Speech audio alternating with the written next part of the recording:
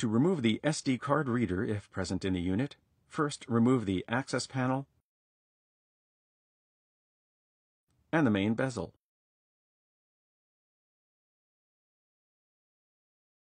It is also helpful to remove the drives cage for better access. Detach the SD card reader connector from the motherboard.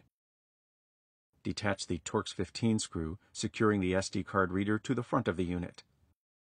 Pull the reader out of the front of the unit.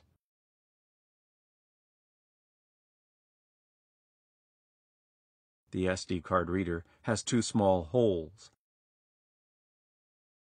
that fit over alignment pegs at the front of the unit.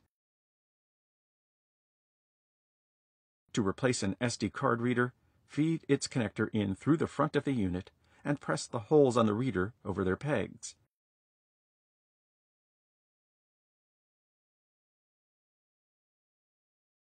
Secure the reader to the front of the unit with its Torx head screw.